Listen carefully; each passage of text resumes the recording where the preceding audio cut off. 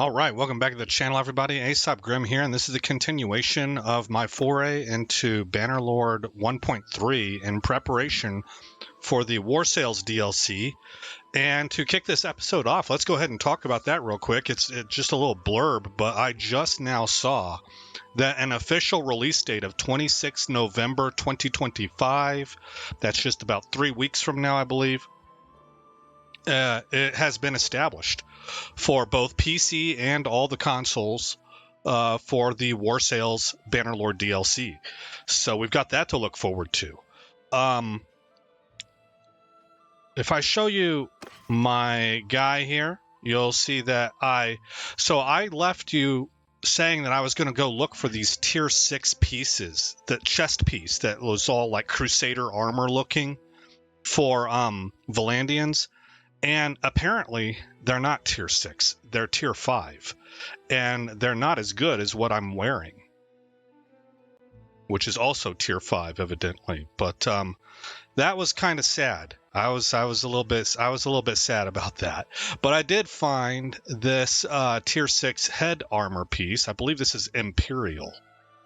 And that's what it looks like. And so I was able to pass stuff down. It all trickled down to the other guys and gals in our war party. In the meantime, I was very tempted, guys, to get a couple different mods for companions. One called Distinguished Service that allows you to promote from within. It gives you like a 1% chance after every battle of one of your elite soldiers, and a lot of things are tweakable so you can adjust this stuff, but the defaults are for an elite soldier to promote to a companion, and then gives you a pool of attribute points and focus points to assign so that you can create governors if you want to, or trade caravan leaders, or keep them combat related and make them party leaders. And then another mod that would allow me to more finely control party behavior, so that I could get them to just stick around. Because remember, I was telling you I was having a real hard time keeping Mitch alive. He kept getting captured and losing all his troops, and that was turning into a time and money sink for me. But in the end, I decided I'm not going to do it. I want this to stay all vanilla. And then that way, when we add mods in the future, maybe with a War Sales playthrough, I will have a greater appreciation for that mod and be able to spot where it's actually making a difference, because I had to deal with the vanilla version, right now. So that's the plan there. Let's see. Let's show you that I did go into my, what do you call it? Whatever this is, the encyclopedia. And I searched out Wanderers. The highlighted ones are the ones I know about. If I click on these gray ones, it's question mark, right? We don't know anything about them. And I went through here until I found somebody that was fairly close that I could make into a governor. And that person was over here in Epicratia. So I traveled over there, I picked him up. It's a dude, and I put him in charge of Veron Castle. So if we open up the clan, we can see that Regbald the Smith is governing at Veron Castle. And of course, our wife, Gudenhilda, is governing at Abcomer Castle. So let's take a look at Abcomer, at what we've got going here. This is just me kind of learning how the game works. I am into the area that I'm a lot less familiar with. We're in like the mid game right now. Mid to late game is my weak points on this game, as it is really with most games. But if we go to Manage Castle, you'll notice that our prosperity is at 1541 and we're gaining 1 every, I don't know, month, day. I'm not sure how this works. Settlement tax is at 378 gold. Our construction's up to 62. Look, loyalty has climbed to 32. I mean, everything has gone way up. Right now, food is low. I am just now noticing that. So we need to start bringing food in. They're losing almost 9 a day. And you can see my current queue here. We finished this top row. So we got fortifications to class 2, barracks to class 2, training fields to class 2, guardhouse to class 2, siege workshop to class 2, and Castellan's office to class 2. Now we are actually installing class 1 roads and paths. What's that going to do for us? Plus 5% increase to production of bound villages and plus 0.1 increase to hearths of bound villages per day. Then we're going to install a masonry, increase bricks per day, increasing building and repair speed, plus 2 bonus to construction per day, and plus 10% bonus to wall repair speed. Then we'll do farmlands, plus 6 bonus to food production. That would be nice. We have craftsman quarters, plus 20% tax income from bound village hearths per day. And then a granary, plus 100 bonus to food reserve limit. And you know what I want to do? This is telling me it'll be done in 3 days. I'm gonna push farmlands up. Can I do that? Can I just drag it up? Yes, I can. And then follow that up with granaries, because we are having this issue right here. I'm just now noticing. Perhaps irrigation would also help. It doesn't look like it. So I'm going to keep it on raised troops because we're not at our troop level limit.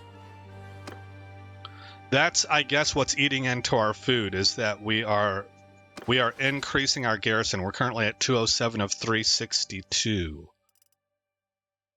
So we need to start bringing grain. Let's go see if we can solve that issue right now. Wow, we took a couple castles. Flintog and trade agreement with the Western Empire. Yeah, that sounds good.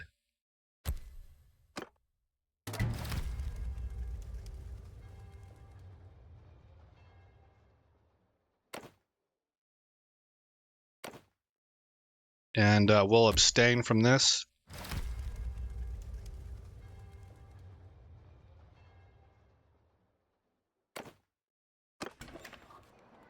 And we'll enter into trade, and we're just going to buy a bunch of grain.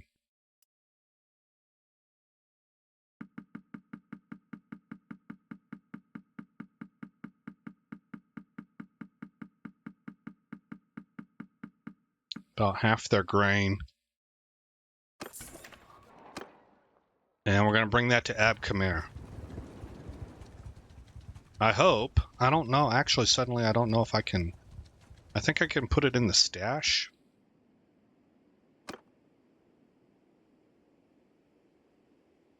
Yeah, I don't see any grain donation there. I wouldn't imagine it would be here in the garrison. So, open stash.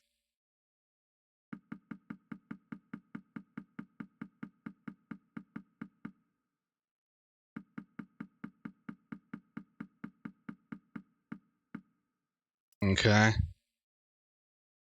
That leaves me with 232 days worth of grain. Not that one. Manage castle. All right. Well, I guess we'll find out whether or not that does anything. Let's come over here and take a look at Veron Castle now. If we mouse over here, I'm still making, look, 1,200. Ooh, 277. What made that happen? This thing's bouncing all over the place. But we're making good money.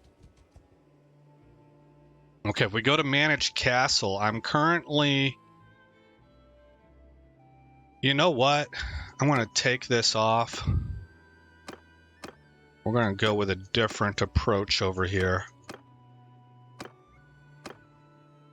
We do need to raise troops. I want to keep Castellan just because that's pretty good. Plus 10, plus or minus. Plus, I guess it's an additional 10% reduction of garrison wages. Plus 1 increase to auto recruitment. And then I'm going to put in farmlands, granary. I think roads would probably be really good to have. Craftsman's quarters, and then a mason. And we're going to get those. Oh, you know what? These are also not established. Huh. Oh, that's right. My loyalty, none of that matters. So this thing's just kind of sitting where it's at for the time being until he has time to flip the loyalty and get that high enough for us to start building construction. Expected change is already in the positive, so he's on his way. Very low loyalty, negative 29.11, so we have a ways to go. You can see the governor there, plus 6.49. He's an imperial. I lied. He's a Vlandian. Okay, well, he's doing a lot of good work and swinging that loyalty, so we'll see. We'll see how that goes. Now we are going to go ahead and head north.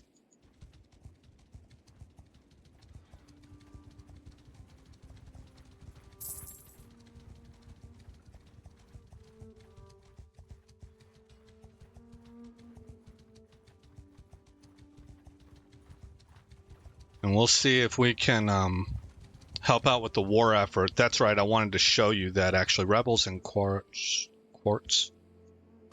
Kingdom. Diplomacy. We're winning. It looks like to me. They have successfully raided. This is where I'm probably going to contribute.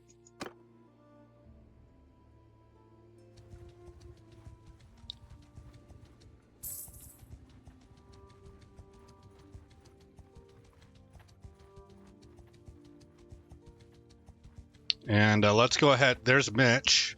He's got 106 guys. I've got him on set to defensive, I believe.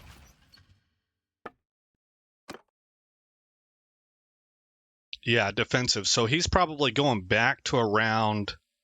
I'm going to go ahead and click unlimited. I think he's going back to around Abcomer until somebody... You know what? Actually, I read that I'm supposed to call him to my party. How do I do that?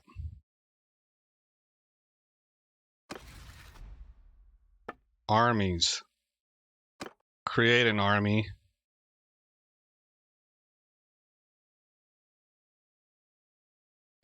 Mitch. It costs 0 influence to call him. I'm not sure if it costs any, and total cost 0, 1279. Okay. Done. Done.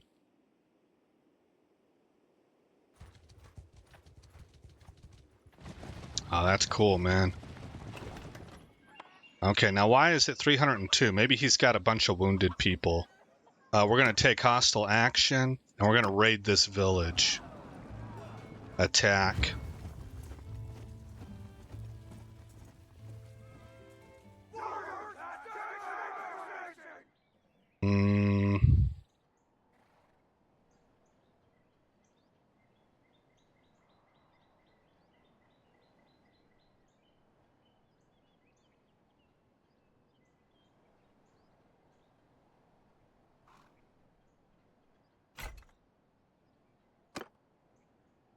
Let's just do 3 super groups.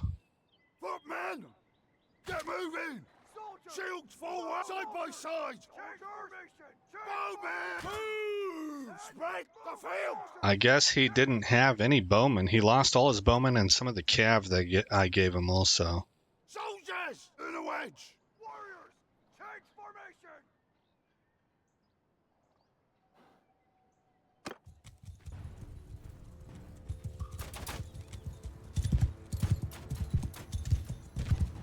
We are in an awful position here. We're gonna have you guys advance so that archers can move up. Infantry! Forward!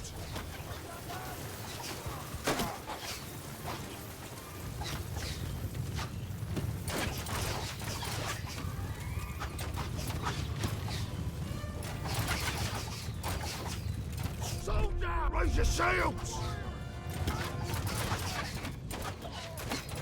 I don't think this is gonna go well for them.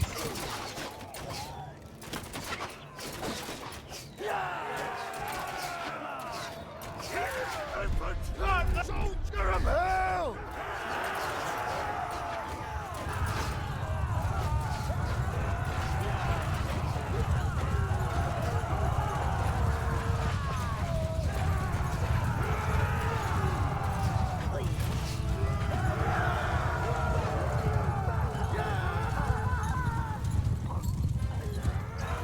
Okay.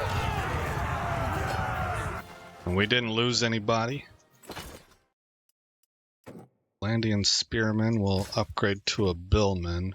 I have 17 Vulgiers and 16 Pikemen. Okay, so Pikemen comes next. And that should be it. Yep.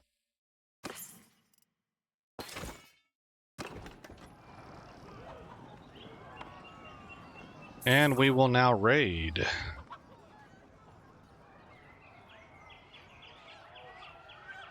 We're trying to break their economy.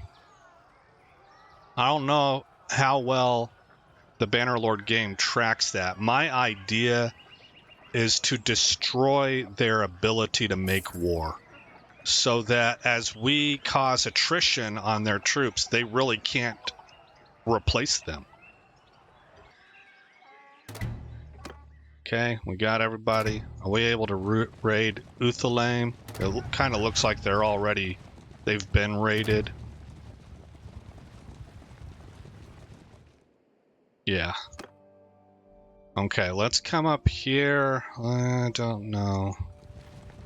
There was that large army. Okay, they're moving on, 730 strong.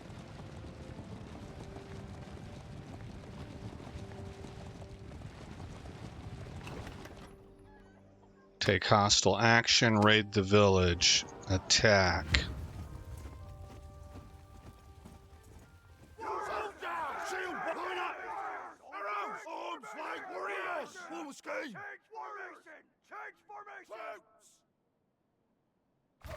Apparently, a wide skein formation is like best.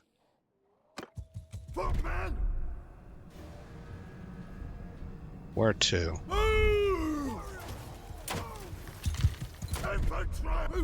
we go.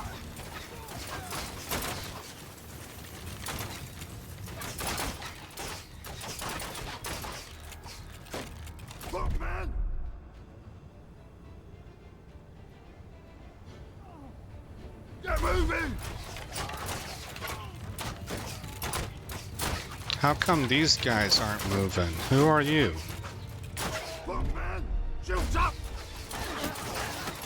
Man, Oh, because I failed to mix them in.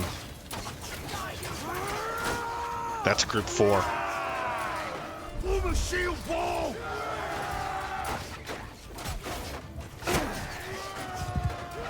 Damn it! Cut them down!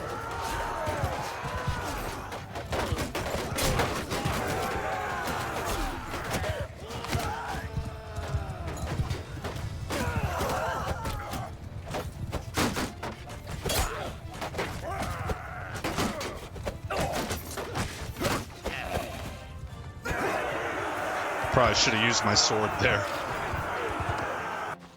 Alright, but these aren't serious battles. We're just trying to get the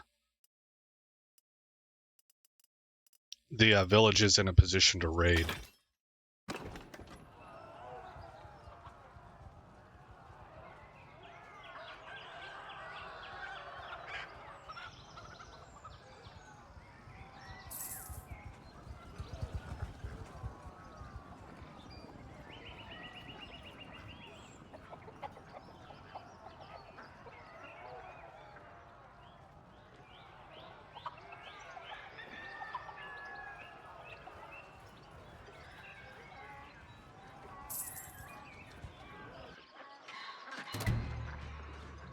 Okay.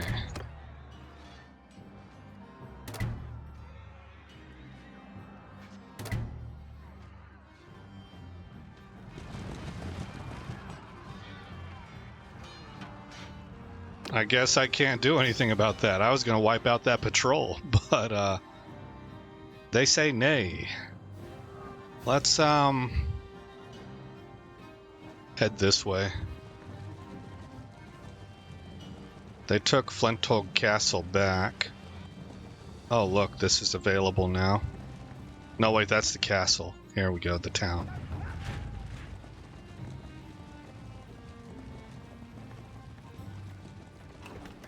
We are a terror upon the land.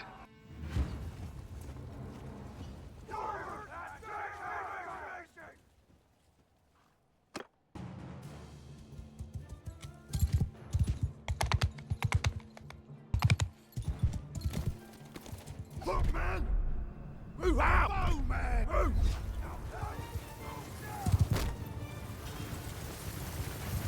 Turn! Move away!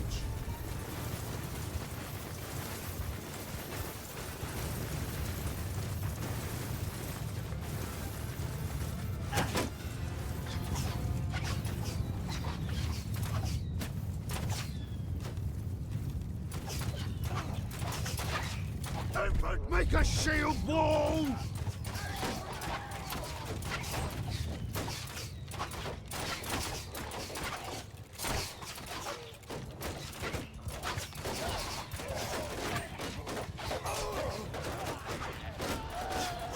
We got a pretty good view.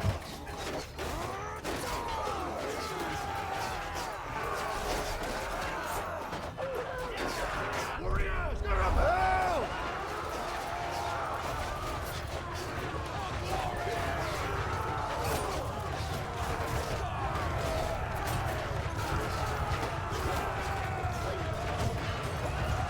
Soldiers! Attack!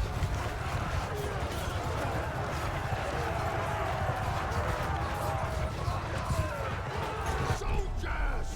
Attack!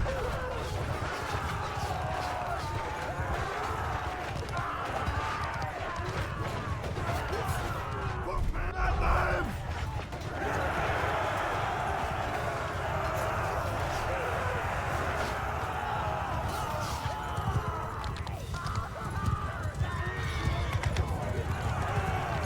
Okay. We did take 3 deaths. They were in Mitch's party, Battanian clan warrior, Battanian trained warrior, and an Imperial infantryman. Very well. See, it feels like my volume is really high. Oh yeah, it is, because I was watching House of David last night. That is a really good series on Netflix. And I just did the part 1 of the David versus Goliath episode. It's like a two. They spend 2 episodes on that section. I watched part 1 last night.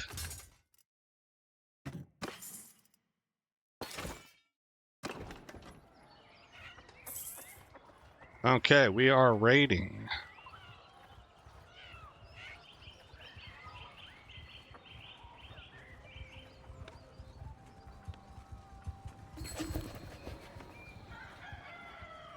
A trade agreement with Battania. What'd that say? You cannot participate in kingdom decisions right now. Oh, because I'm raiding?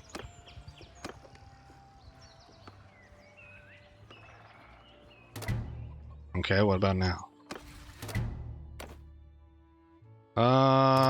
Looks like most people are opposed to it. We'll just abstain.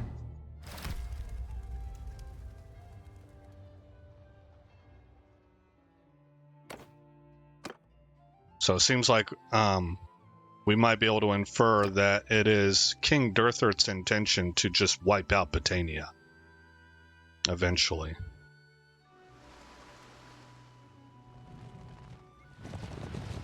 Let's see if we can get these guys. Olek. How fast are you, Olek? You're traveling at... I can't tell. 3.4, and I'm 3.6, so we're gonna catch you. Oh! Oh, you should have dipped to that castle, man. Yours is not a face, I know. What? Let's skip the pleasantries. You know what we're here for. We don't get along right now, Olek.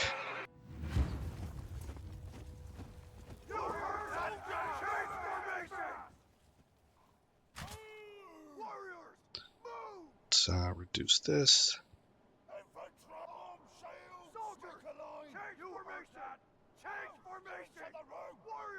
Alright, how are we going to do this? How are we going to set this up? We're definitely going to have to go after them. So...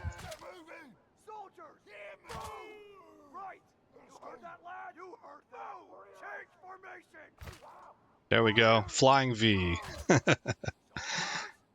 And hit ready. Soldiers! Move forward! Face up! Stop shooting! Spread out!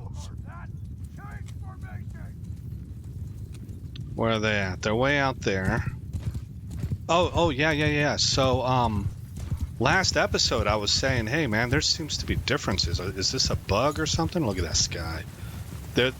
We lost the ability to look at range. All of a sudden, cavalry seemed to be doing better. Well, they patched. It was a big patch. And this is the patch that addressed cavalry issues. So Tactical Enlightenment has some videos up on that. And things have gotten much better, apparently. Particularly for pole arm cav like Vlandia.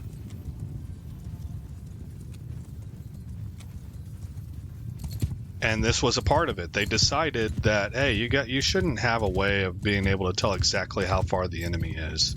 They didn't have that kind of, they didn't have laser rangefinders back in the day.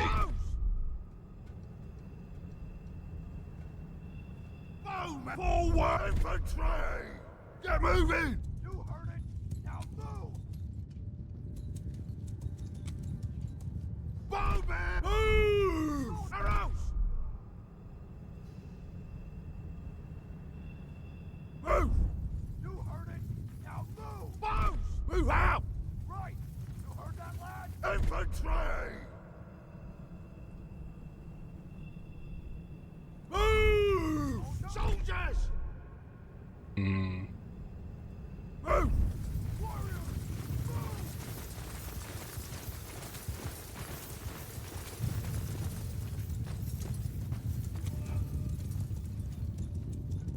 Bowman! Hold fast! Shoot arrows! Soldiers! Arm shields!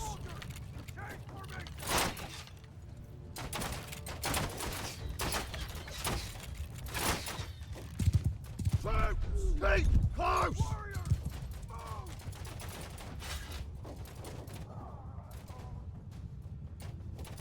They're not going to be able to stay there. We're hitting them. We're peppering them pretty good. We're getting kills regularly on these volleys. Yep. Here they come. They got 11 cav out here. Let's go take care of their cav. We'll wheel around this side and hit them in their left flank.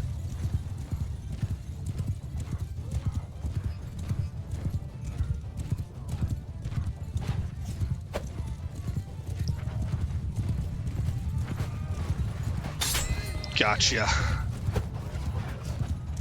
think I'm starting to learn not to lead with the lance, with the couched lance, because I think my lance is not long enough.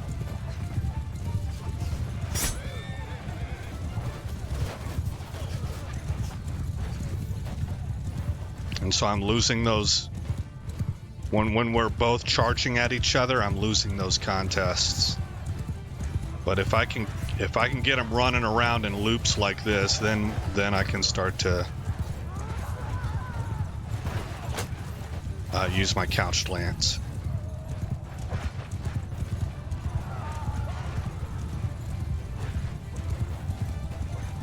I think we handled them.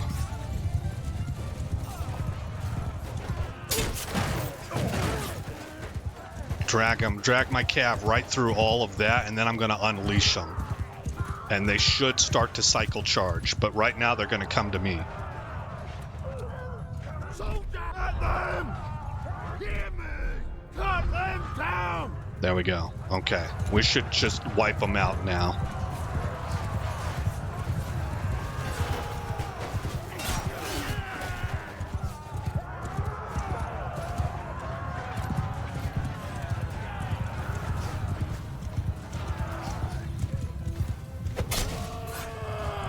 Olek! I took him down.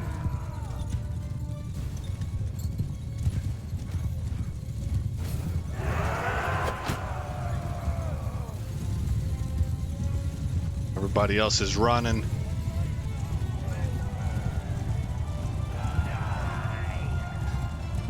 I don't see anybody. Oh, my people are chasing them though. They must be out there towards the edges. We'll go ahead and end it. Okay. I suffered 2 deaths. Mitch had more, 12. I lost a billman and a pikeman. Who did he? Looters. And Imperial trained infantrymen. Okay.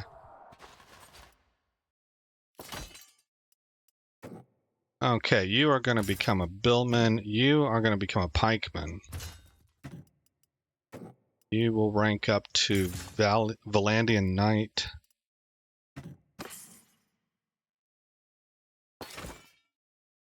And we had a level up.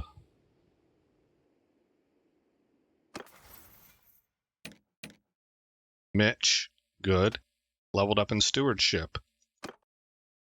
Discarded weapons. I think no, I don't think he actually makes use of this. So we'll go with +4 party morale when number of mounts is greater than number of foot troops in your party. Well, that's not likely to ever happen.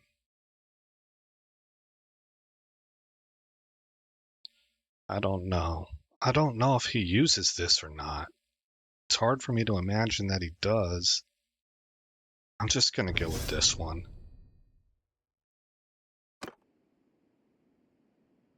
Okay, well, we wiped that dude out.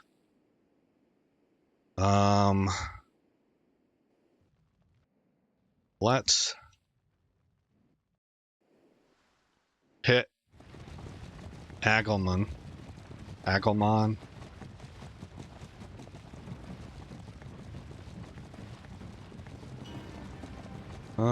They might be forming a war party here, so it might be better to hit foreign.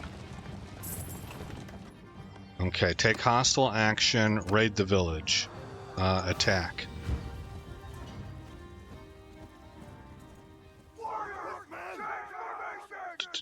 Put everybody in there. Get moving! For the war! For the line! Soldiers! Forward! Wedge position! You heard that! Change formation! Warriors! Out! Soldiers! Move! Warriors! Stand apart! Warriors! Change formation!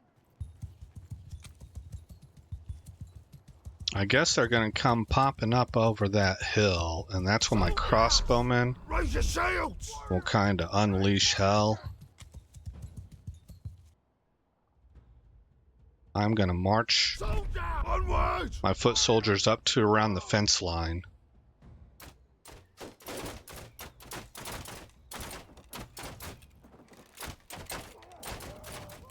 Oh. Look, man! Stand your ground! Infantry! At them! Don't go at them. Come back over here, man.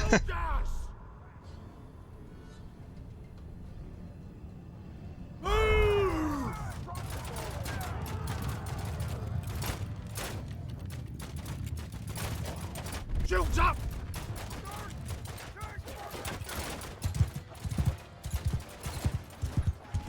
Soldier! Get through!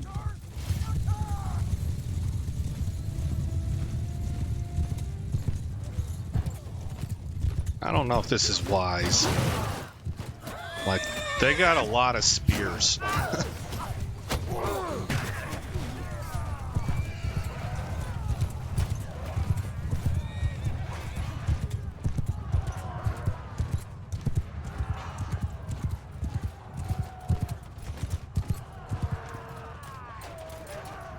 Well, they seem to be wrecking shop.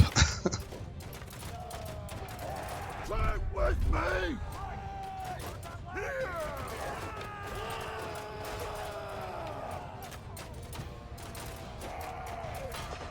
But man, leave no one breathing!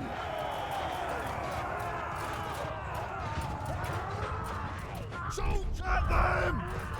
Okay, I've pretty much unleashed everybody.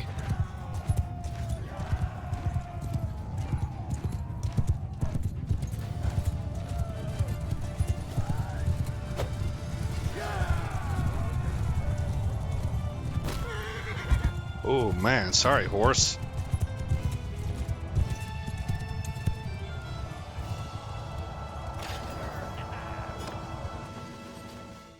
Well, I always feel bad raiding villages, man.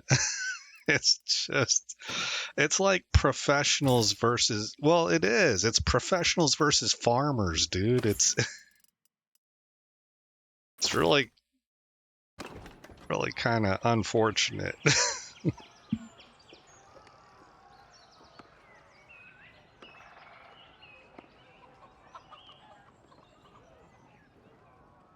But it sure as heck does cripple their economy, or so I would think.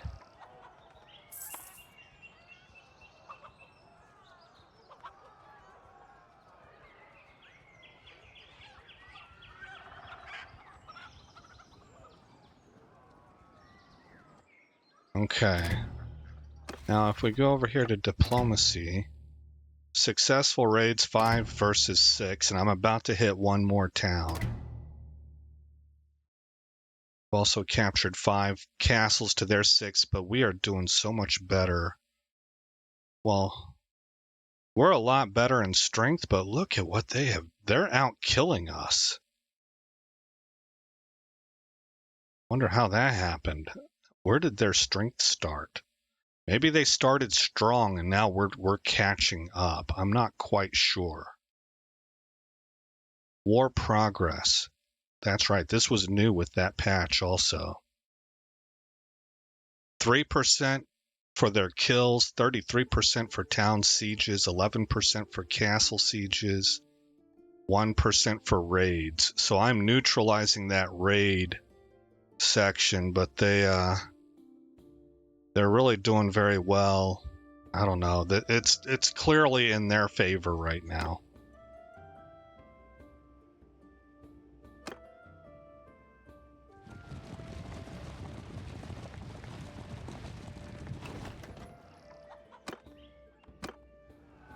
Let's just send the troops this time. I lost 2 people. Who did I lose? A Banner Knight and a Voghier. That's the cost of automation, you know.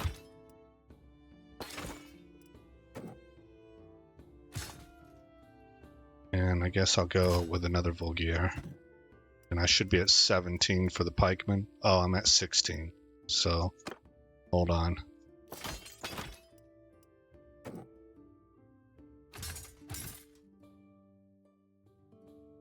Yeah, 17 each now. Okay.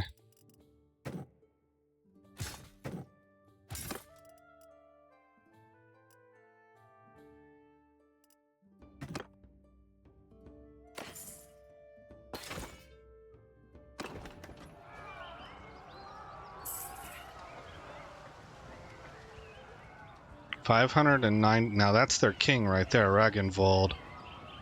And I think he's making a beeline for me, so we're gonna have to ditch out.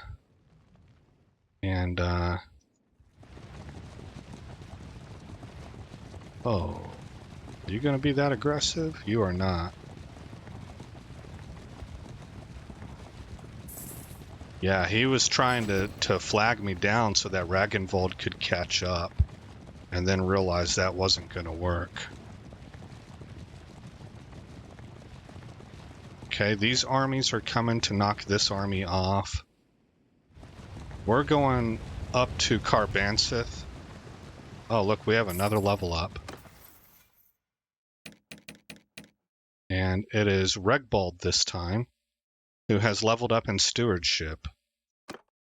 We're looking at governor traits for him. So negative 20% garrison wages in the governed castle. That sounds nice.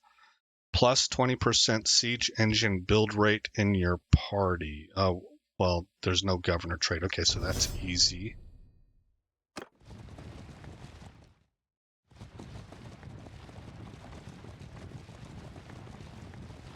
Oh, I don't know if you guys heard or not, but this new patch includes something called fast mode. And what it does is the game stays the same, but the seasons and the aging process all speed up by about 3 times. So that if you want to do a really long playthrough with like a family dynasty and stuff like that, it's just a lot. It doesn't take you a whole year of a playthrough to do that now, you know, like a real world year. You can do that much faster now. So that might be something I play with in the future. Maybe we'll try that out for war sales. I wasn't going to initially, but we might. We might do that because I am planning on doing a playthrough for war sales. You always want to catch these games right whenever new stuff comes out. You know, when it comes to YouTube, now I did a whole spiel on how that's not my primary concern. But if I'm already interested in playing the game and it coincides, then it just makes sense. So that's what's going on here. So we're going to go to this dungeon. We're going to donate these prisoners. There you go.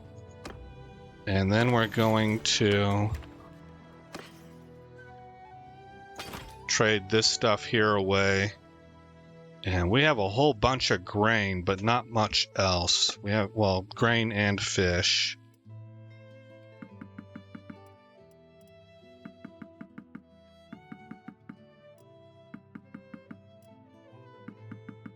Oops, not the clay. Okay, we're going to spend, or we're going to get 34,000 still, even though we just bought a boatload of food. I don't know if I need to keep that much grain. We can go deposit some of that grain. A strolling minstrel. No, I don't need no bard to recount my heroic deeds. Get out of here, man. I kind of like to be low-key. Baron Castle, we're going to deliver some food. No, actually, it's Ab Comer that needed the food. So, let's go down there. What is this? The kingdom decision not relevant anymore. Okay.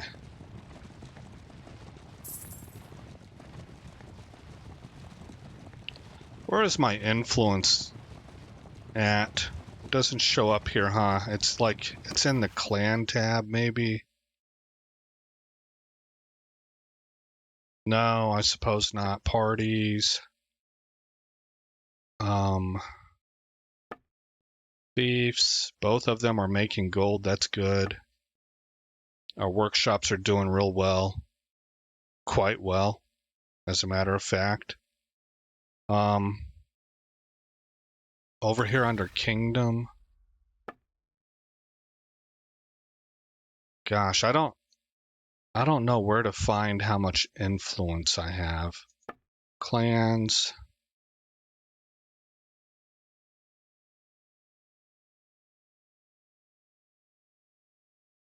Oh, well, here it is. Okay.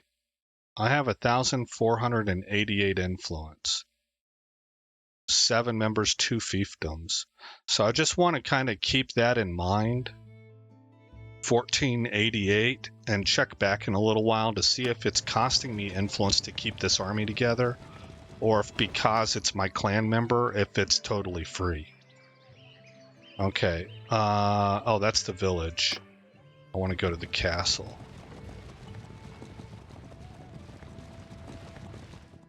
Let's donate to the stash, and we'll give 200-ish. Okay.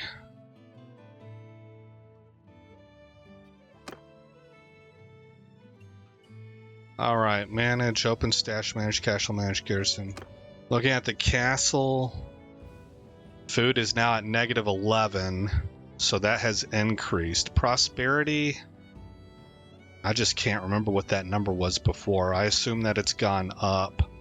Settlement income here, that definitely has gone up. That was at 300 something. And look at this, we're almost done with the queue.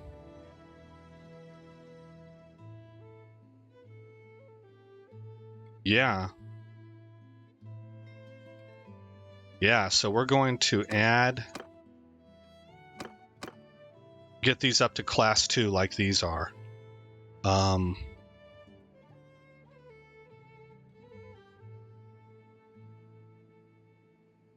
This one. Okay, when will this be done? In 3 days. So we're going to swing back by here in a minute. But first, oh, what's our garrison at also? 207 of 363. That doesn't seem like an increase. They're supposed to be actively recruiting. We're going to come here to Veron.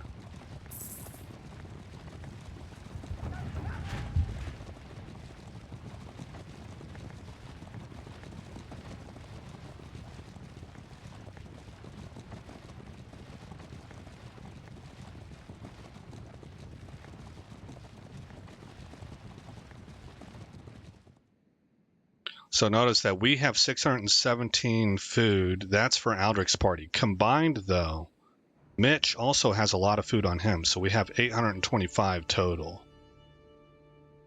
Let's manage the castle. Food is still looking really good here. That loyalty is going up slowly. Expected change right here. Oh, that's gone down. Darn, man. I just need to take all this stuff out.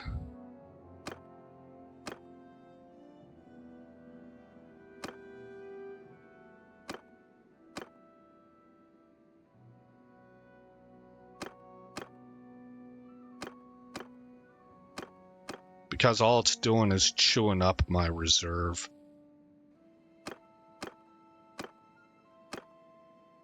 So what does it do normally? +3 bonus to militia and +2 increase to auto recruitment. We'll give them some more money. And that should all go towards this over time. And I guess we just gotta be patient. Let's try switching to irrigation and see if that does anything to raise loyalty, perhaps, maybe.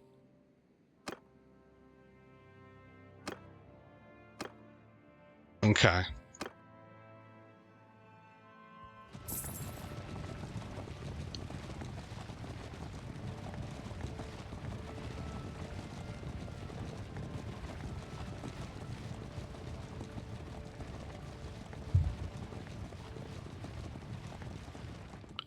Maybe I can catch some of these looters around our castle area. And we'll just imprison them. Drop them off over here at the castle.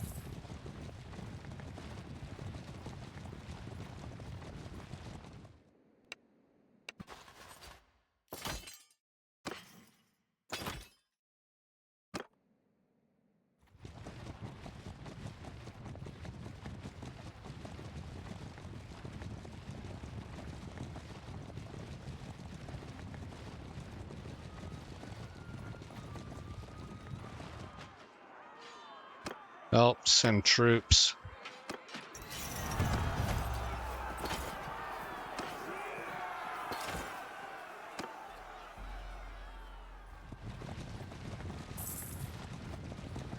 Who are you guys anyway?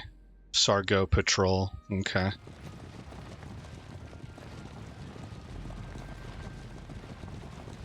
We took Uthalaim. Go to the dungeon.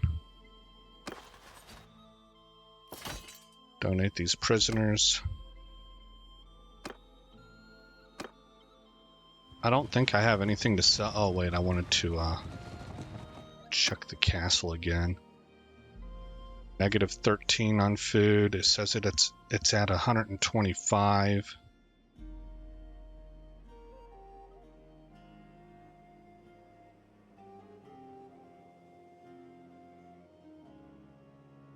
I'm pretty sure this number went up again. Pristine streets. Nice. Okay.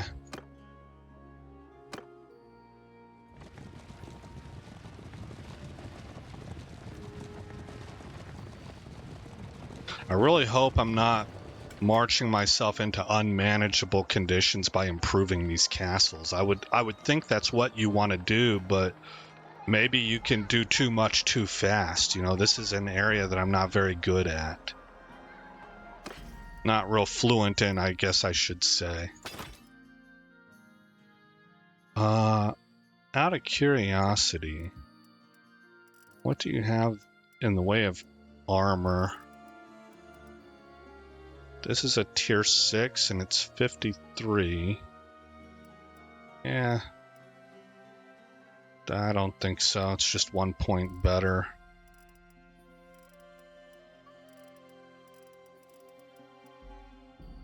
Tier 3, not as good. Oh, but the heavy warlord, well, that's not as good either. I'm a little surprised about that. Scroll all the way down. Chest piece is really kind of what I'm looking for. Look at this. Here's a tier 6 body armor. How do these numbers stack up? 15 is 2 less. 3, so 5 less in the leg and the arm armor. But 12 more in the body armor. So total it should work out as being better, right? 5, 6, 7, 8, 9, 4, 5, 6. It's 69 points total. 7, 8, 9, 10, 11, 12. 3, 4, 5, 6. 62 total. So I will go ahead and buy this.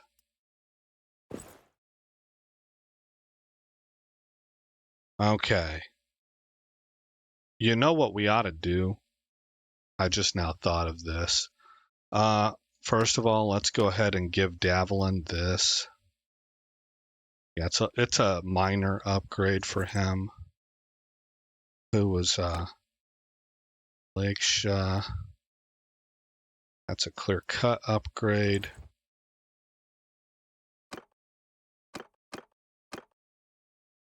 Olgernond, I'm not as concerned with him.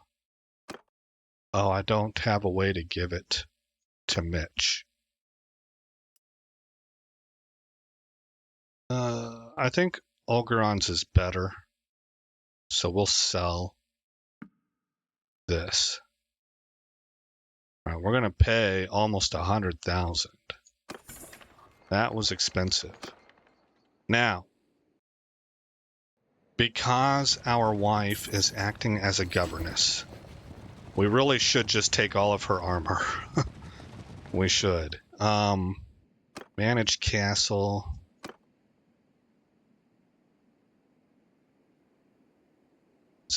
None. If you proceed, you will remove Gudenhelde from being governor of Abkhmer. Are you sure? Let's say no. I'm not sure. Let's instead go over here to clan. Click on her. Is there a way that I can call you to the party? It doesn't really look like it.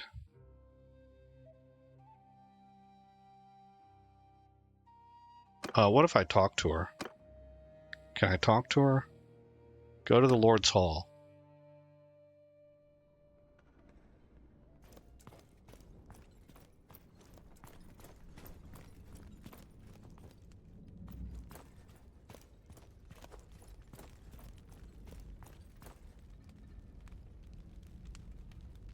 That must be her.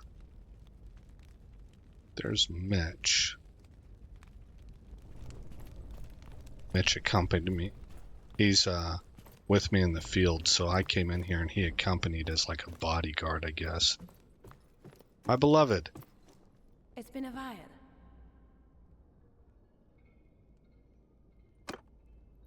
Get your things. I'd like you to rejoin the party. First, let's do this. Now is not a good time. Oh my gosh, that's like a bad sign, man. As you wish.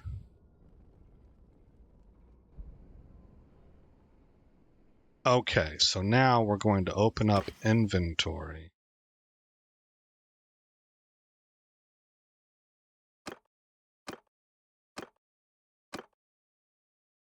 Gudenhelda. Tier 6. Tier 2. So I need to just look at what... Oh, that's only a tier 4. Yeah, I'm thinking maybe never mind. She could keep her armor.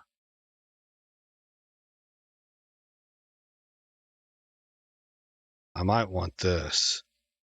64 horse armor. 75. So no, I don't want that. She does have a tier 6 headpiece, but it's not as good. It looks cool. 48 versus 52. I've got 14 and 19 here, which is not as good as this. And this is only tier 4. So I'm not very impressed. What about her sword? Tier 5. I mean, I don't even really use a sword, so I'm not too... I think I'm just going to let her keep her stuff, man. Yeah. Manage castle and put Gudenhelda back in there.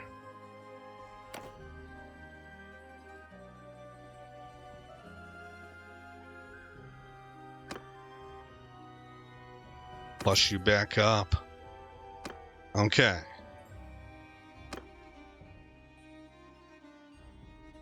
Let's vote for the owner here. I don't really want it.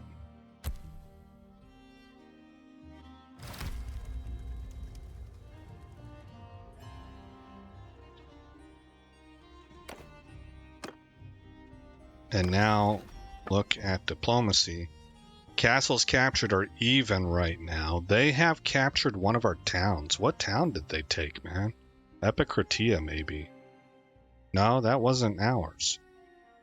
We're going to find that out. I want to know what town they took, because that's helping them a lot with their war progress. Look at that, 33%, man. Castles captured and raids are now even. So we are starting to roll them back a little bit. We're catching up with them on casualties inflicted, and they cannot maintain a war of attrition as long as we can. We got the manpower.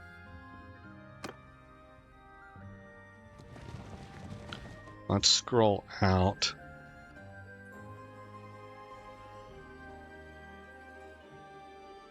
What city did you take from us? I don't...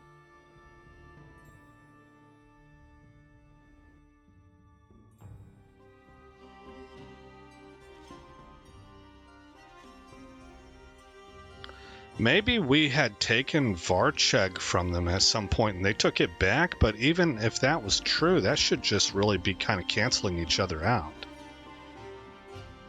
I don't see them on our side of the fence, man. Am I missing something here? I just don't see it.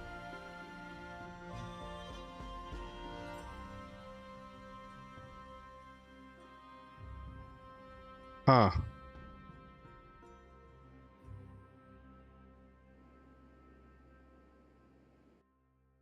Maybe it's that they conducted a siege, but they didn't get it.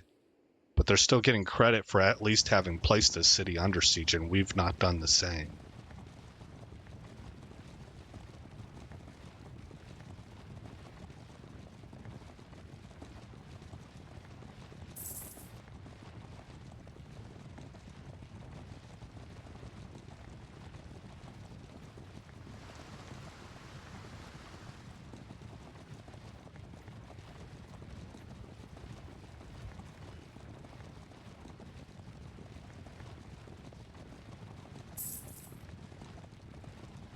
They took this castle back again.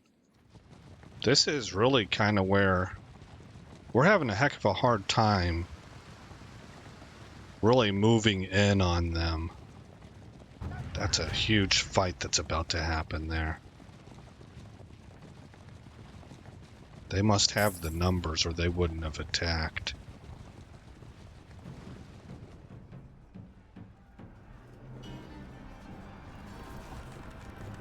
Or we got about 600. They get about 900. Oh, I could balance that out, but I don't think I can get there in time. That's really too bad, man. We're a little bit late. A little bit late to the party on that one.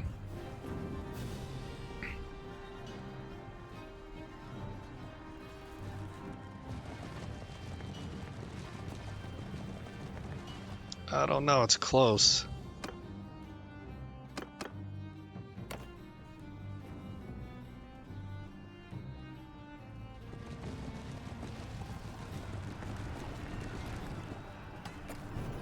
Help! Oh, not anymore, man. 5, 6, 7, 8. Yeah. It's too much in their favor now. That is unfortunate. Ah.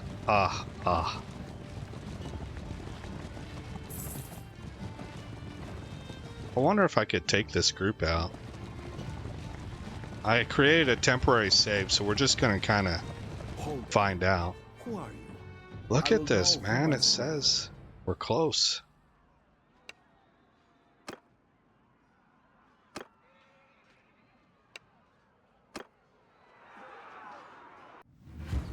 This is their king.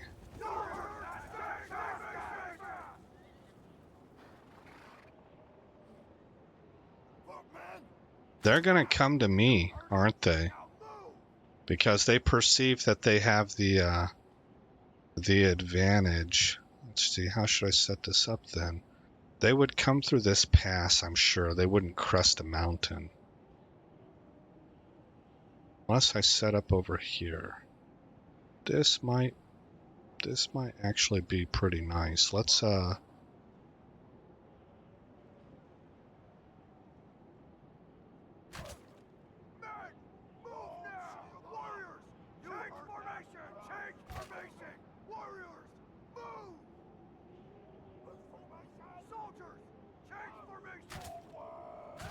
oh, they can't really. Right! You heard that, lads? Move! Warriors! Move! Soldiers! Move! Warriors! There we go. Move! Hold fire. Well, think here. I think we should set up defensively. I was thinking about going to the right. One, because I'm trying to make a habit of that, since if I ever do what Tactical Enlightenment calls Jav-Cav, they throw with their right hand, so you want to be attacking from your right. Otherwise, they don't throw. They're like the positioning's not right. So I want to make a habit of that. And then I was thinking also I could run them up here, circle around, because I'm anticipating they're going to come down this way, and attack them in their backs. But I think really it's better if I put them up here and stick them into a shield wall formation.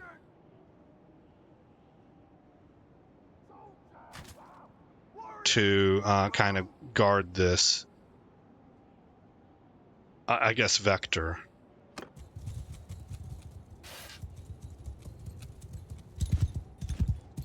Now let's confirm they're coming towards me.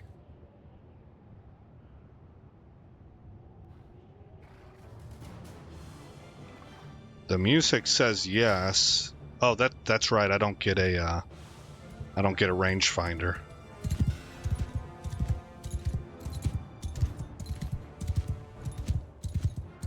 Oh man, it looks like they're going to a defense. Well, no, they're coming. I think they're coming towards me.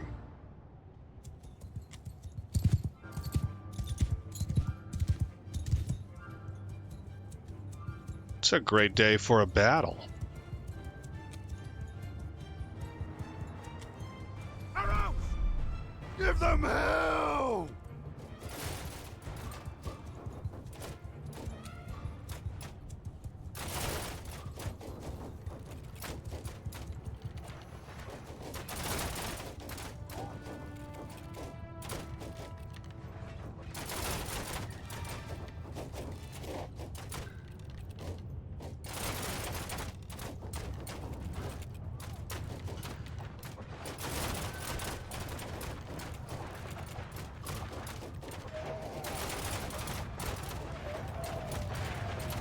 Yeah! Hear me! Make a winch! Follow me!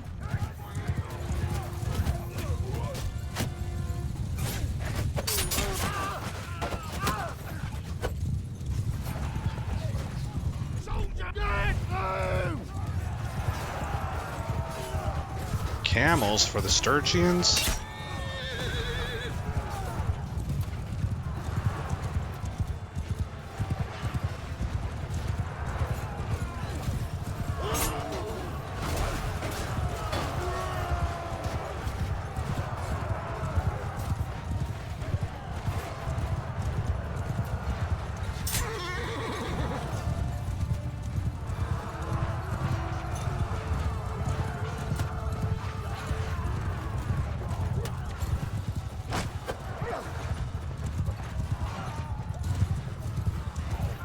How are we doing?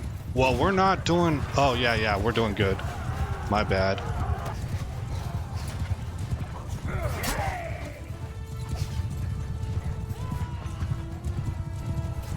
Oh, we should definitely be getting this. Come on, how do I highlight them? How do I highlight them?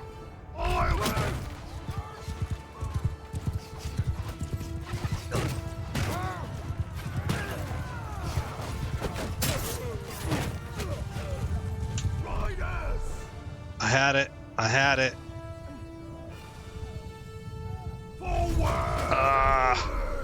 There we go.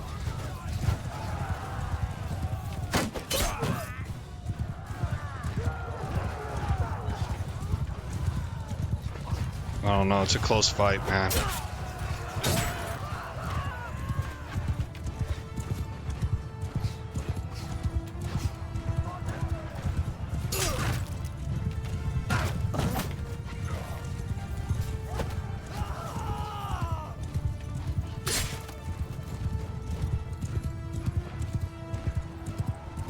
It looks like I'm on the winning side. We're cleaning up.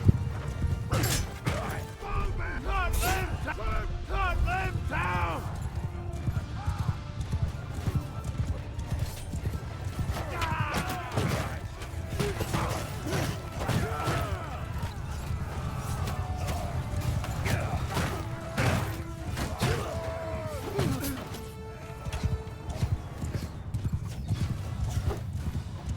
Oh, that should have hit.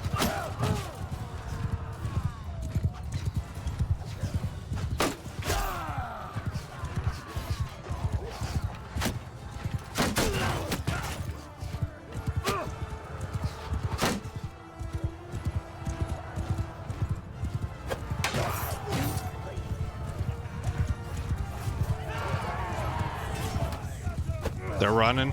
I just heard the day is ours.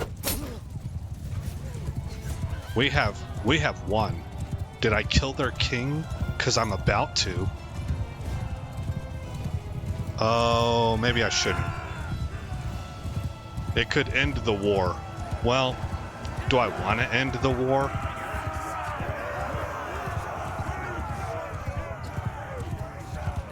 I don't think Durther would approve if he ever got captured. Like, it sets a precedent, you know?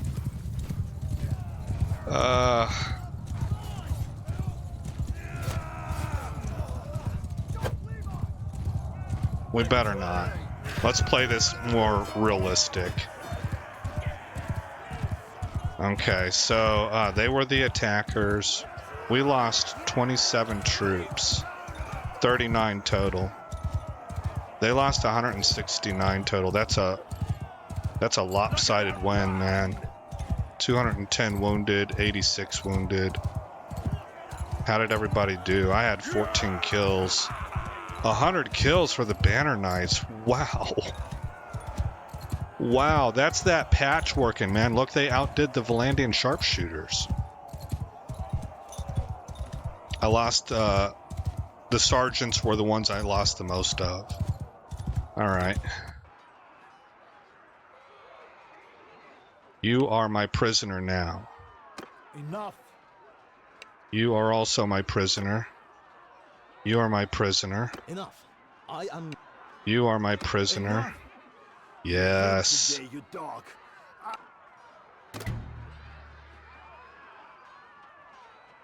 Who's this? Hold on, I need Baron and Galther. Oh, he was a prisoner. We freed him.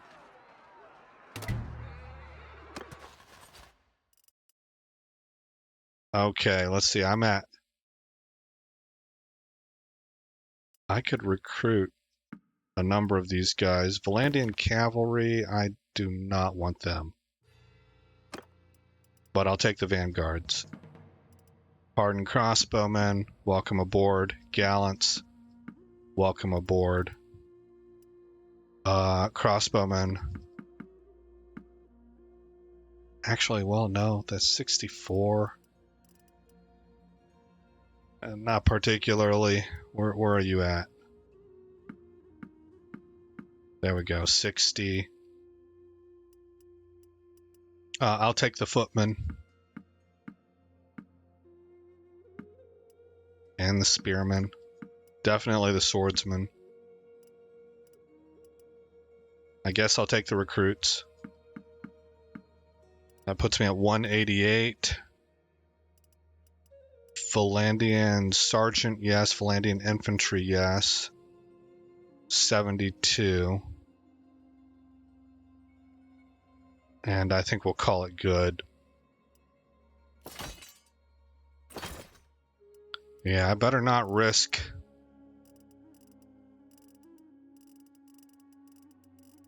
We need to get rid of some of these.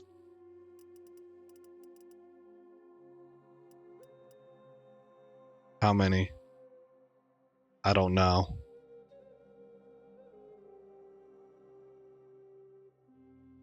I guess I'll just start with the cav.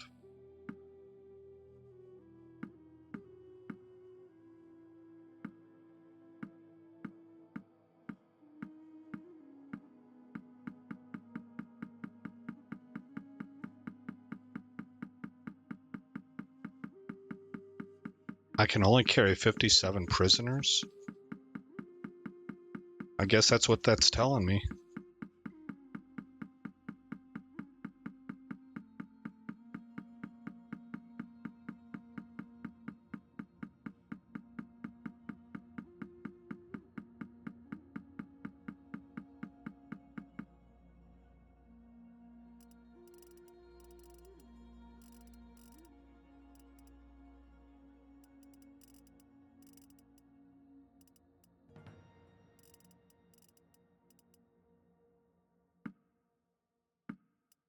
Okay.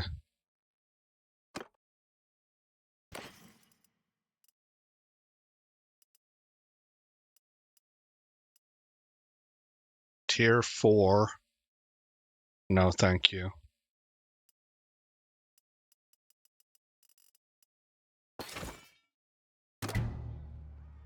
Okay, we gotta get back home.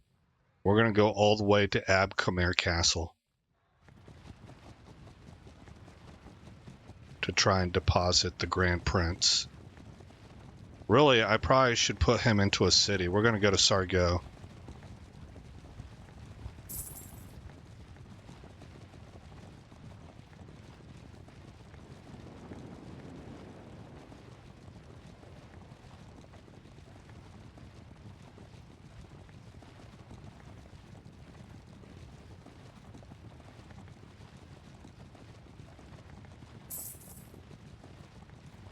with a pit stop at Carbanseth because I'm moving really slow.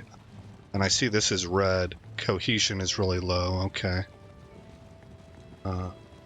Vote for signing a trade agreement with the Northern Empire.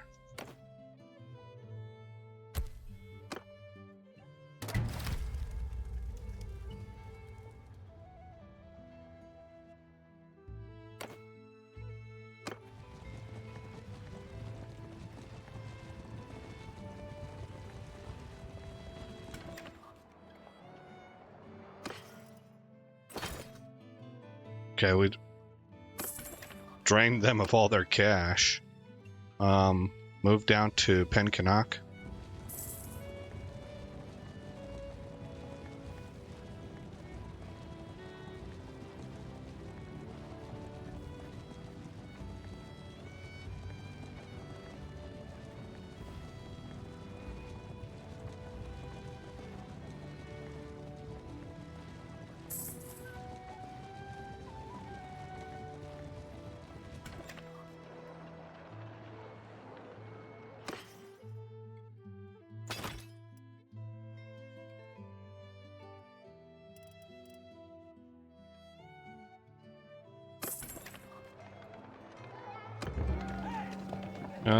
Repay the loan with full interest.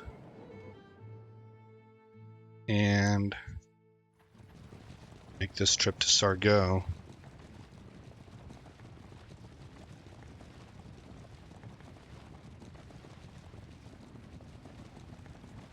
Oof, come on guys. I don't know if this cohesion will affect us when it comes to prisoners.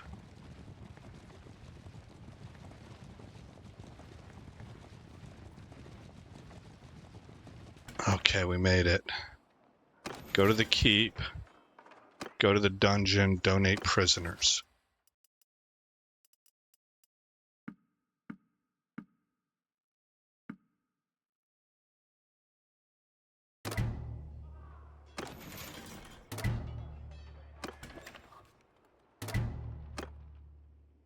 Alright, come back up here to Ab Khmer and we'll donate the other prisoners to the dungeon here.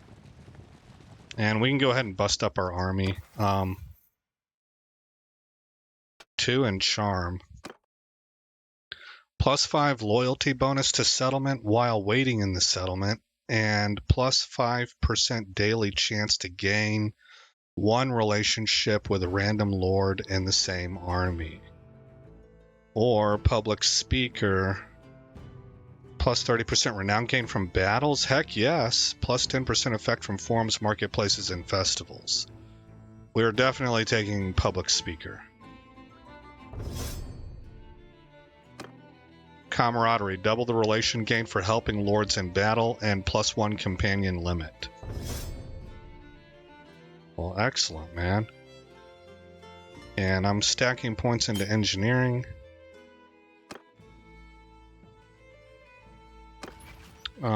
Go to Kingdom, Armies, and disband this army. And Mitch should recruit on his own. I hope he does. I don't know that he will. Let's make sure he's still on defensive. He is. He has an unlimited wage. He can hold up to 121 people. Let's see about donating grain to Ab Khmer.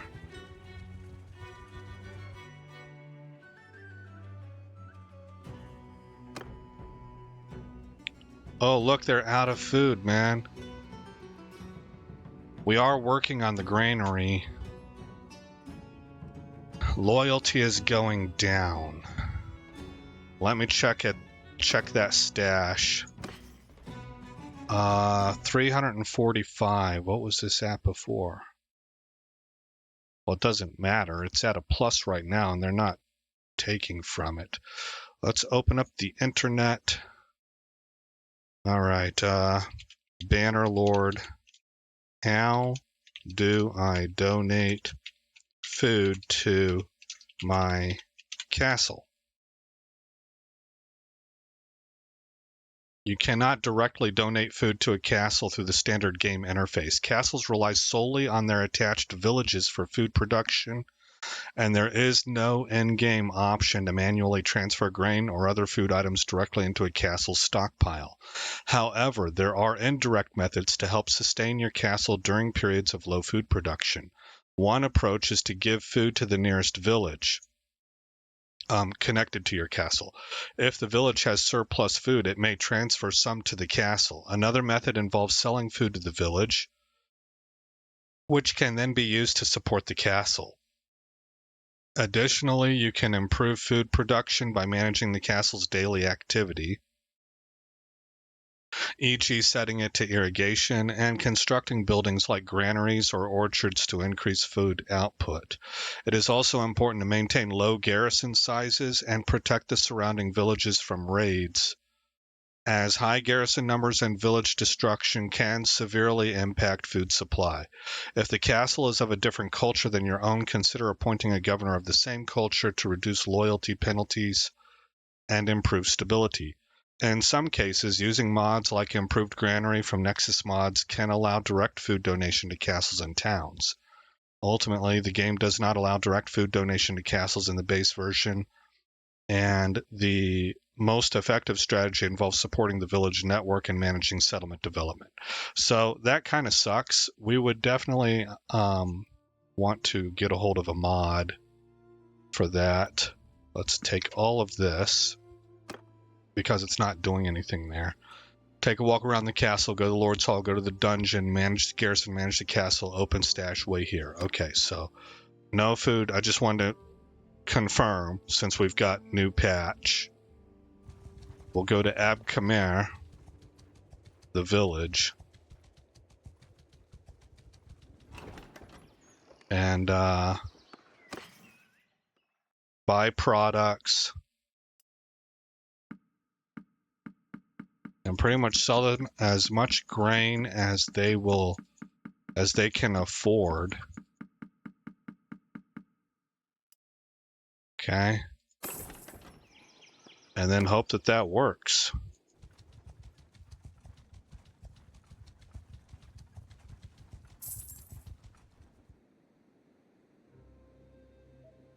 Manage garrison. We could take 7 people. I need foot troops.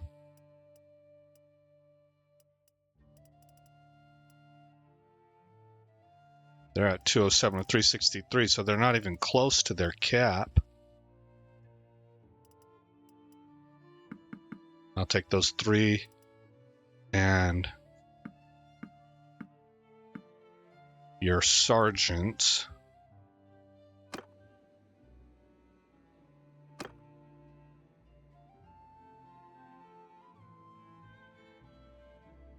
Switch over to irrigation. We are building the granary. I don't see orchards on here anymore, so we're going to add farmlands.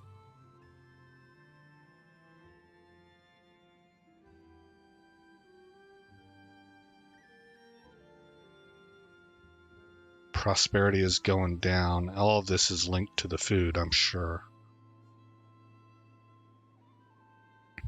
Loyalty is falling. And income, even though it's higher, I'm sure it's probably dropping. Corruption. Wow.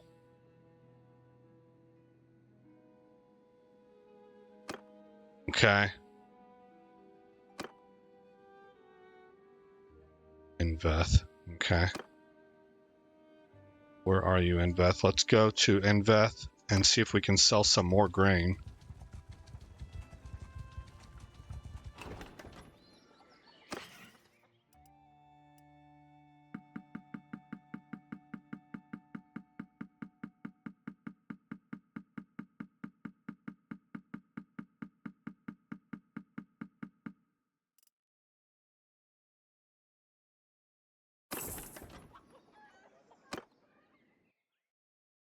Let's now go check on Veron Castle and see if they're in a position to begin construction yet. Oh, we are making a lot of money. But we're in a danger spot that could really start to plummet. Because of Abcomer Castle hitting starvation. Alright. Manage the castle. Shoot, man. It is changing, but really, really slow. Really slow.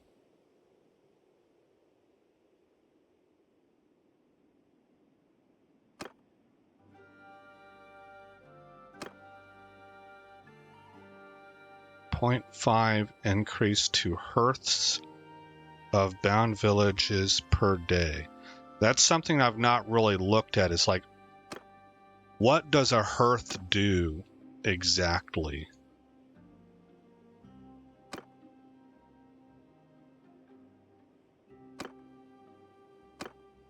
I've heard the phrase hearth and home, hearth being the fireplace, I think. And perhaps has the idea of food attached to it.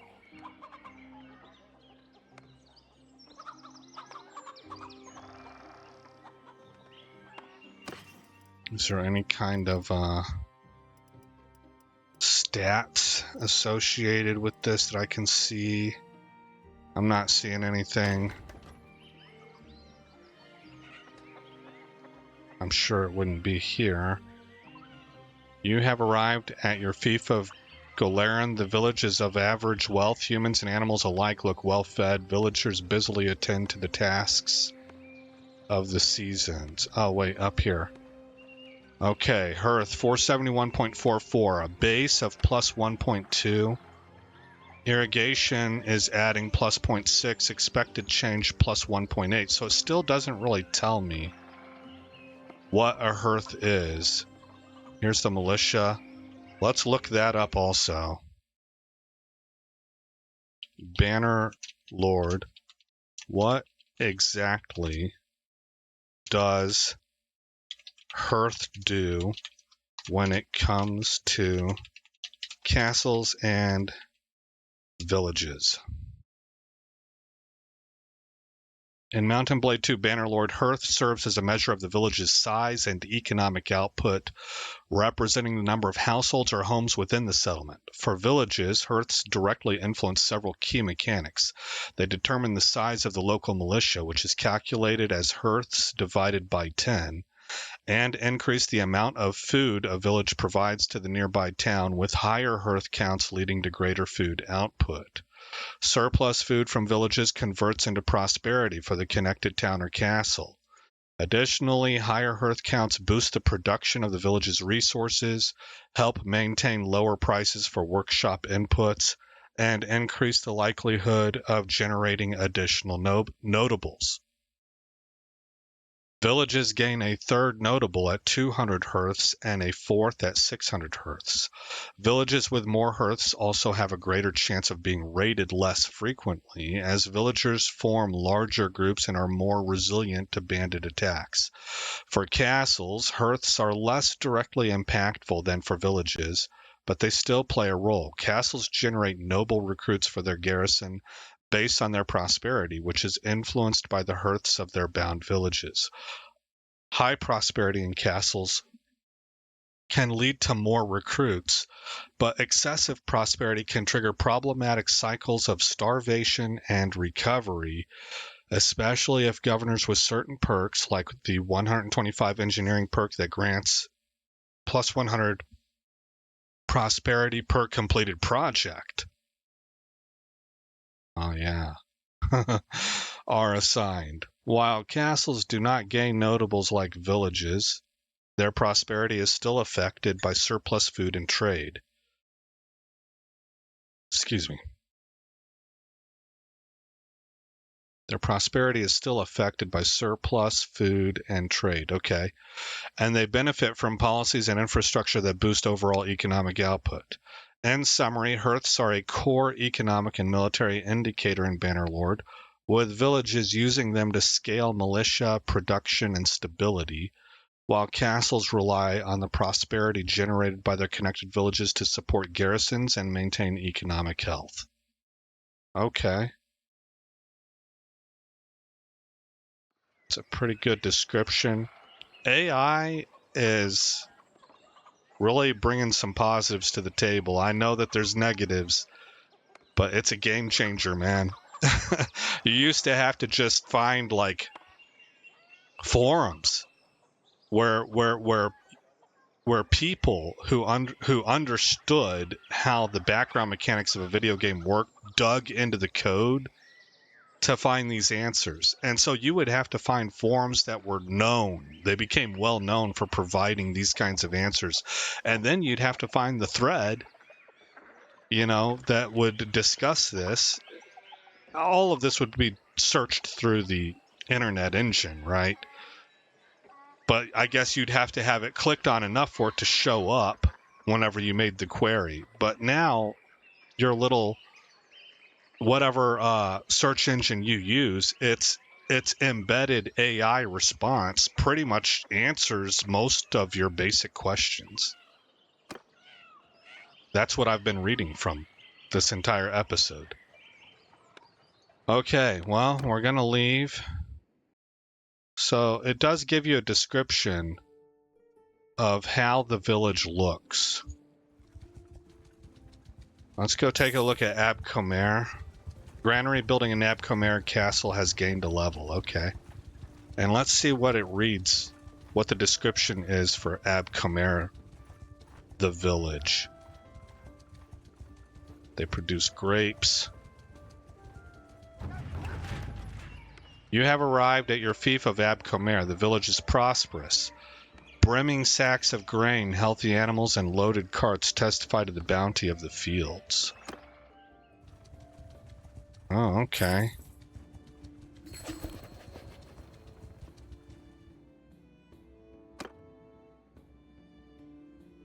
Ugh.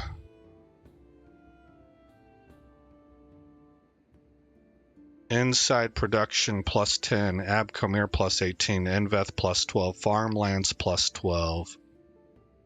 Prosperity negative 55.92 and garrison negative 10. So the prosperity is what's affecting it the most. Food shortage.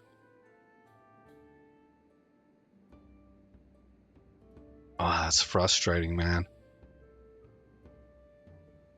Increase hearths of bound villages, so the roads and paths are going to help.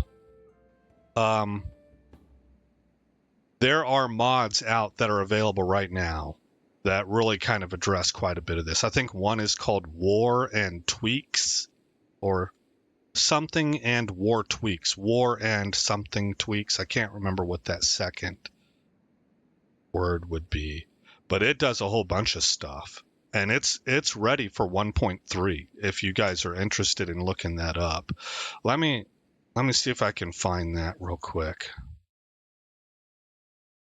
Bannerlord, War and Tweaks, since I don't know the second word. War and AI Tweaks. That's what it's called. So if they've already updated that for 1.3, I would imagine they'll have that ready to go for the DLC pretty lickety split. And let's just read the description here. This is supposed to be actually pretty good. This is the AI description. I want to read it because it looks really good to me, so I want to kind of like give it some press. War and AI Tweaks is a comprehensive mod for Mount & Blade 2 Bannerlord that overhauls the game's artificial intelligence systems, particularly focusing on warfare, diplomacy, military strategy, and kingdom management. The mod replaces the vanilla AI with a more dynamic and strategic system, introducing features such as a 4X-style decision-making process for war and peace, where factors like strength, geography, alliances, war fatigue, and feasts influence AI behavior. This system prevents runaway kingdoms from snowballing by targeting dominant factions and incorporates war fatigue that grows with prolonged conflict and losses, declining during periods of peace. The mod includes a complete overhaul of the military AI, enabling armies to cooperate, pursue objectives relentlessly, and adapt mid-campaign. It introduces a marshal system where leaders can appoint or elect marshals to command armies who gain bonuses to cohesion and influence based on performance, with their reputations affected by success or failure. The mod also features a feast system that allows players and AI to host events that boost morale, relations, and renown, including a mini event where lords can challenge the player to friendly duels. Oh, that's kind of interesting.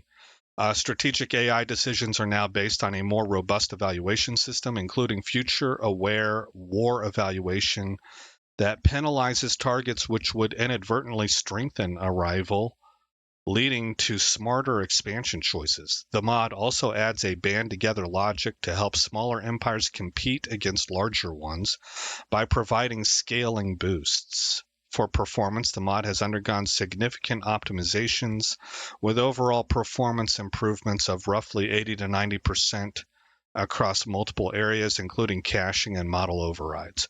I'm not sure about that band together logic. Scaling boost, what does that mean? Does it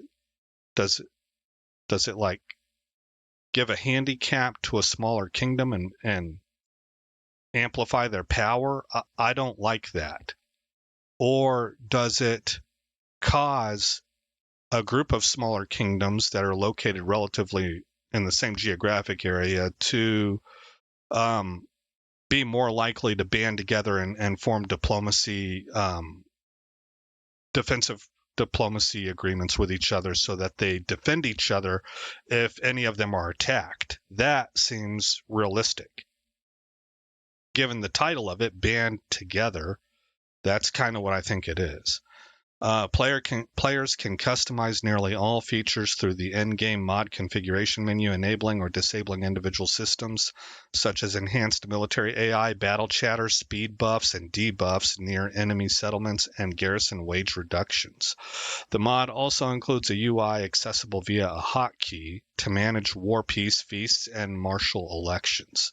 It is designed to be compatible with other mods, though it has specific integration with the diplomacy mod, respecting non-aggression pacts and alliances while using its own war fatigue mechanic rather than relying on the diplomacy mod's exhaustion system. I think I remember reading that this mod allows you to convert the culture of areas that you've held for a long time to your own culture, so you don't suffer those penalties for being. It's like how it would work in Crusader Kings 3, where after something like 100 to 150 years of you owning the place, it becomes de jure yours. And well, not even that mechanic, honestly, not that mechanic. It's more that you have flipped the culture over 100 years. And so they're more accepting and see you as their rightful leader over a period of time. So I think that this mod includes that. The mod has evolved significantly. We got 2 more paragraphs here. The mod has evolved significantly from earlier versions, with the current iteration being a complete rewrite of multiple systems rather than an update to a previous version. It includes features like auto respawn for player clan parties after defeat, preserving setup and resources, and improved garrison behavior, including sallying out when allies are under attack, and proper food management. The mod is actively maintained in the latest version released in June 2025. I think it's later than that, actually, focusing on stability, performance, and bug fixes.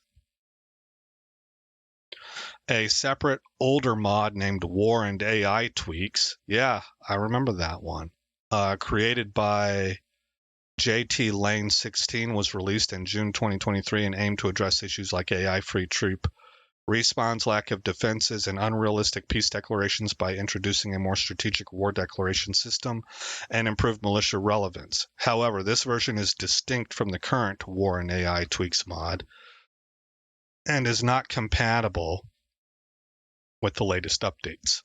So there you go. War and AI Tweaks. It is an overhaul mod. Okay, guys. Well, we're at about an hour 40. Let's go ahead and save it right here. How am I doing on my sergeants? I have 24 of them. I try to be at 25, but I should have swordsmen also. I do. Well, you know what? That's going to put them at 28, so I might as well push to 30. Let's go ahead and recruit to swordsman.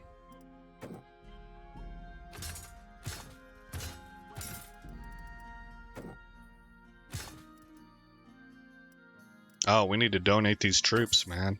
Well, let's not donate them here, because we're starting to run into problems. We'll donate them at Veron.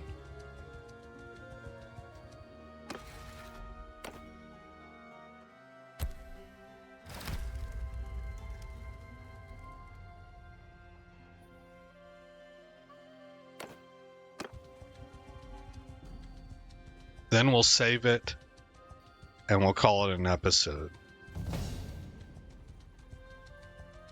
Mitch gained a level.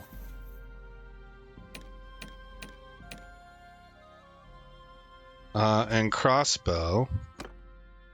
Picked shots, negative 50% wages of tier 4 plus ranged troops. Plus 5 hit points to ranged troops in your party. Plus 20% chance of increasing the siege bombardment casualties per hit by 1. Plus 25% morale loss to enemy due to crossbow kills by troops in your formation. Well, that sounds pretty nice, but I think this is going to be best for him. Oh, shoot. That's Bellows' breath. Can I... There we go. Captain plus... Oh, we want him to have terror. Because he is a captain. That's going to be nice. He's not a party leader, and he never will be. So we're going to take that one. Okay. Now, it said that Mitch had gained a level.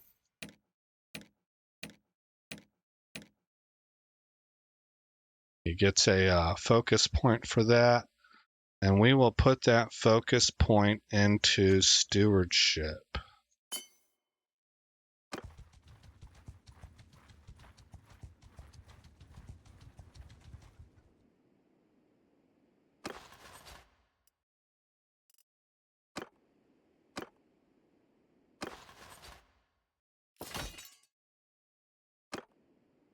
Okay.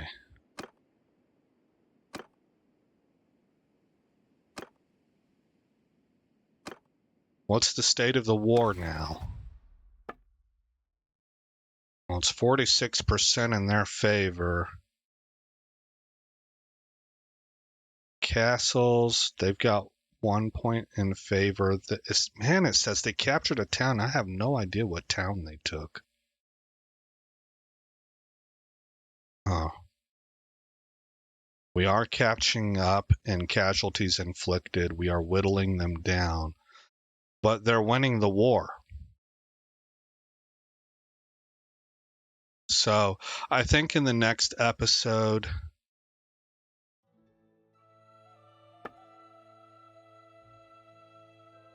where did I find